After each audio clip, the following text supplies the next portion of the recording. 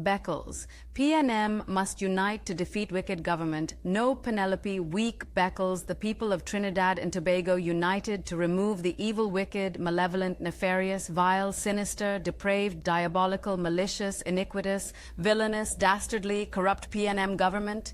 PNM political leader Pennelope Beckles acknowledged that the party's previous leadership had made mistakes and asked supporters for forgiveness, as efforts are now focused on rebuilding the party to unseat the current administration in the next general election. Beckles made the plea during a political meeting at its Central Regional Office on July 5th, the first forum since the new executive was sworn in last week. "We apologize for whatever wrongs may have been done, but we have to move on. We are in opposition.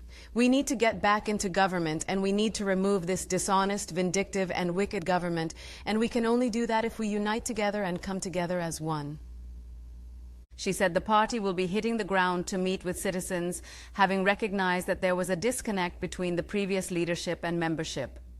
"We recognize that you were telling us, and you told us on the 28th of April, that we have to do better.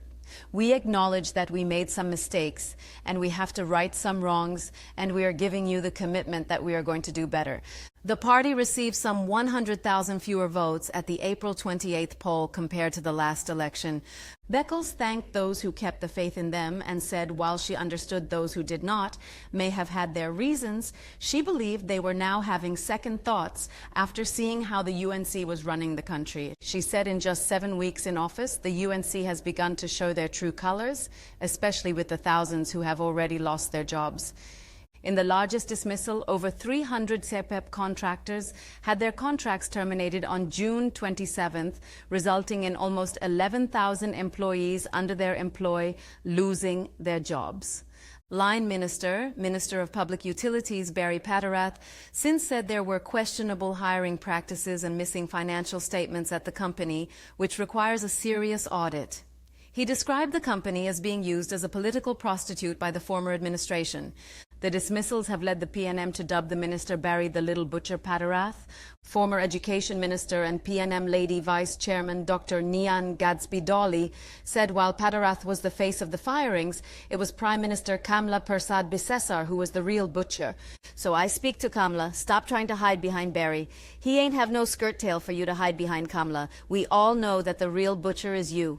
She added, "The decision to fire these women, these single mothers, without even a grace period of adjustment is all you, Kamla. You did it. The political blood is on your hands." She said of the estimated 11,000 people who lost their jobs at CPEP, 50% were women and 40% of them were single mothers. Gadsby-Dolly questioned how these job losses would factor into the country's social issues and if it was to create an enabling environment for the party's flagship campaign promise of stand your ground legislation. She told Newsday she is concerned that job losses could push people into a life of crime and stand your ground legislation could see them killed. The fact is some people do go into homes or do commit crimes because of want and need, and if we are creating a situation where there is more need, I am concerned about the effect of that, what people may be driven to do in desperation and what may be the result of that. So I am concerned about the entire ecosystem. She also expressed concern over the circumstances that would be proposed in the legislation to allow someone to use deadly force.